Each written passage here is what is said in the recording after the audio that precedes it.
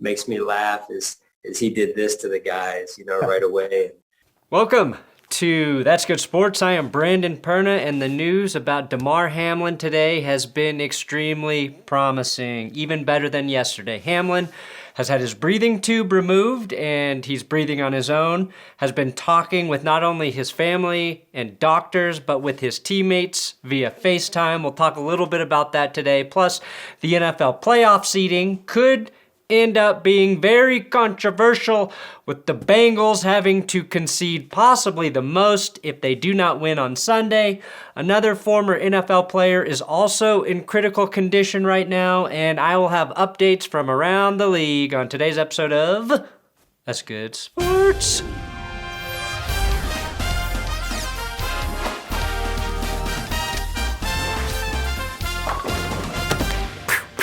Please consider subscribing to this YouTube channel.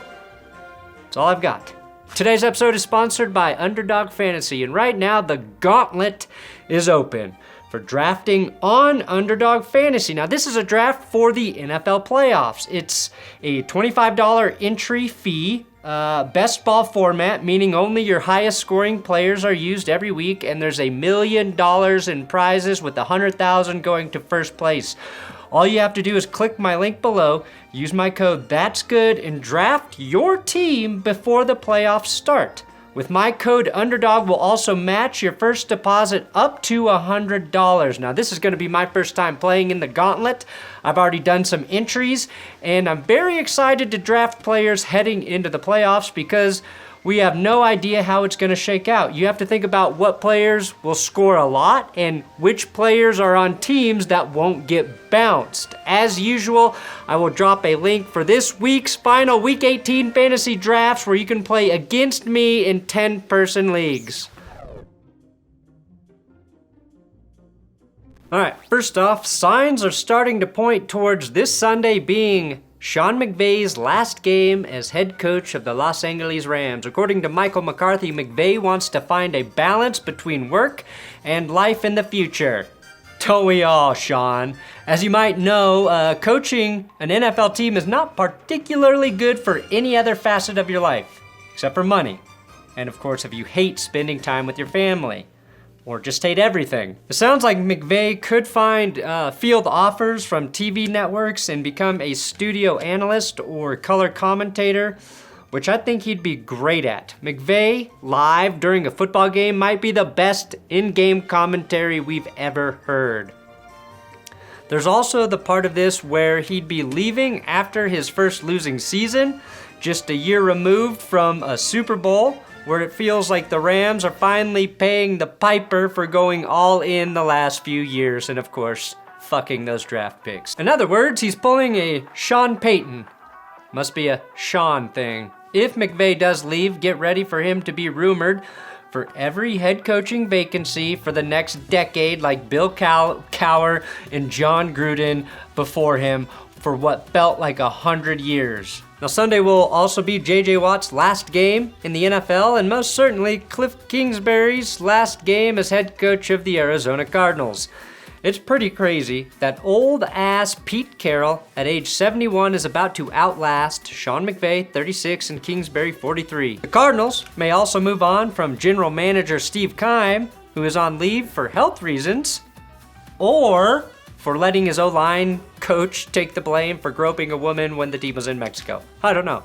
Either way, Adrian Wilson has the gig right now, and he is highly regarded within Arizona and around the league as a GM. If I were him, my first action would be to fire Steve Keim and name myself new GM. Seems pretty simple.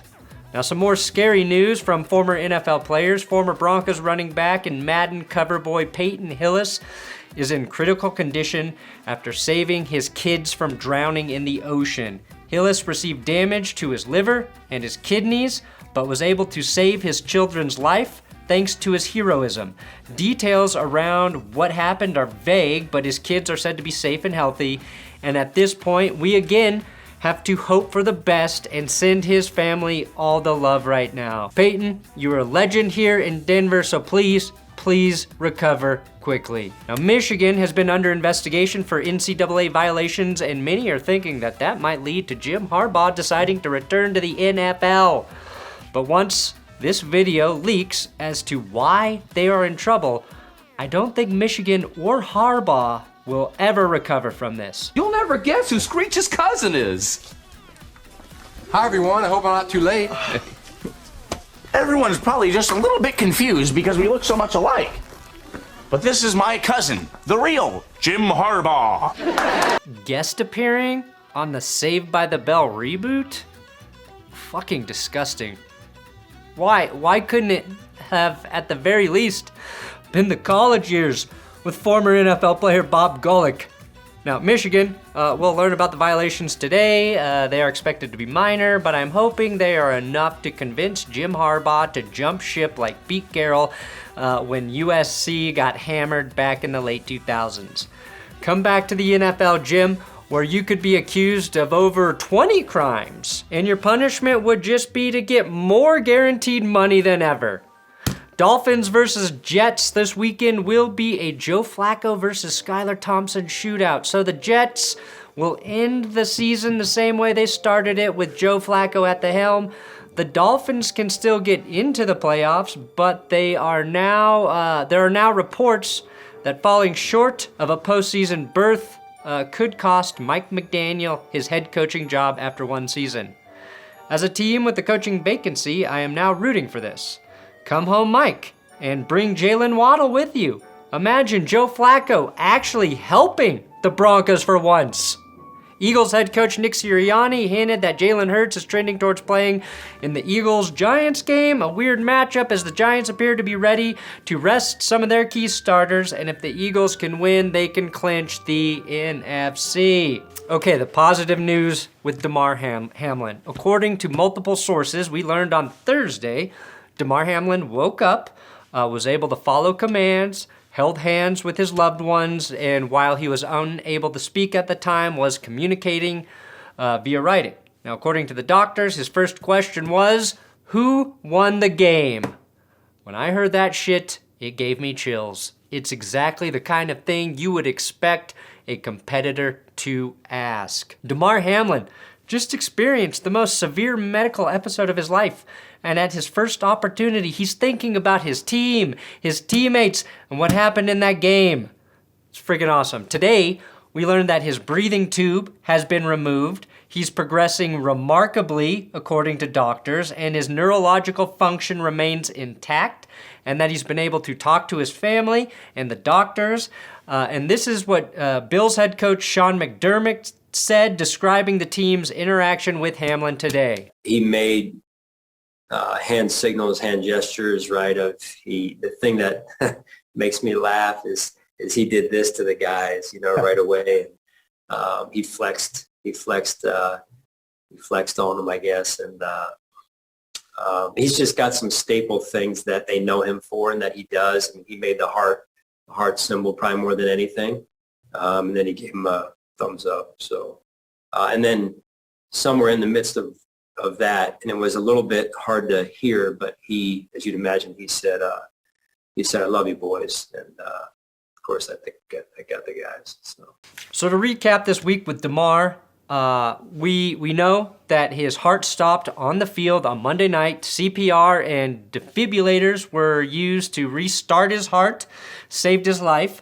He was taken to the hospital, required a breathing tube to stay alive, and while he had a heartbeat, the question about his brain activity loomed large, and now it appears he is on the best possible road to recovery. I think it's incredibly important to shine a light on Denny Kellington.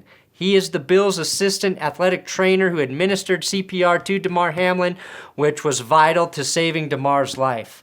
We throw around the word hero quite a bit, but this motherfucker right here is an actual hero, so pay respect. Take a look at this man and appreciate that he, in some very extreme circumstances, acted quickly and decisively to save a human life. Now, The NFL game schedule. What's this shit like, right? I don't know. The NFL will not be resuming the Bills-Bengals game. We know that. It will be called the no contest, which means the game won't count as a loss or a tie, and that the Bills and Bengals will have one less game on their schedule than all other teams, which hasn't happened in since the 1930s or 1950s. I saw the tweet and then I couldn't find it. It's been a long time. So it looks like the overarching solution is to base seeding off of winning percentage and then play the AFC title game at a neutral site, assuming that the game includes 2 of the 3 teams impacted by the non-result of the Week 17 Monday night game between the Bills and the Bengals.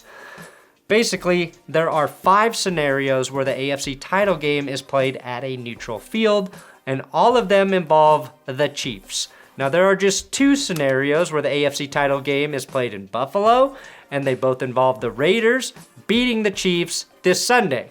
So, in other words, it's not being played in Buffalo. There are 9 scenarios where the game is played at Arrowhead against either the Bills or the Bengals. Hopefully, this chart helps you see all of the possibilities. Now, the team that could get the shortest end of the stick is indeed the Bengals, especially if they lose to the Ravens on Sunday.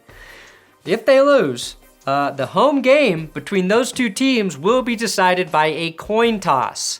So the NFL did not fix the coin toss problem, did it? Personally, I don't think the Ravens deserve a home game in any scenario this season in the playoffs, and I expect the Bengals to actually handle business on Sunday. I don't think this will be an issue, especially because the Ravens appear to be without Lamar Jackson again, and even backup quarterback Tyler Huntley is dealing with a shoulder injury, which means Anthony Brown, who has attempted just 5 passes in the NFL, could get the start against Cincy. If the Ravens win, the Bengals could effectively win the division, get 0 home playoff games, and still get stuck with a first place schedule in 2023, which feels awfully unfair, and not even to mention a slot or two worse in the draft. But I suppose someone had to get shafted in this whole situation. Here's the thing. The Bills, the Bengals, and the Chiefs will all have the 3 best records in the AFC regardless. I don't think anyone will dispute that they're the 3 best teams in the division. And I'm pretty sure none of those teams truly give a fuck where they play because all 3 of those teams can win anywhere. The Bengals proved last season that they can win in Arrowhead. I mean, shit, that's all they've done, really. Something the Bills were so close to pulling off in the divisional round. We should also keep in mind that there are 7 teams in the AFC on that side of the playoffs, and we can't just pencil any of these teams into the title game. The Chargers have won 5 of their last 6 games.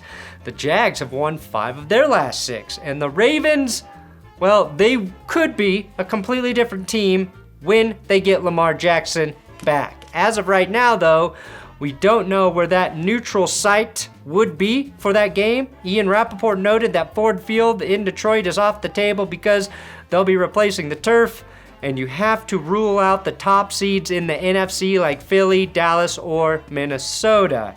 You know who's not hosting shit this January? That's right, my Denver Broncos. Broncos country, let's ride. We need this game to be played outdoors. In Denver, we'll probably have better weather than either Kansas City or Buffalo. So play the game in Denver, you cowards.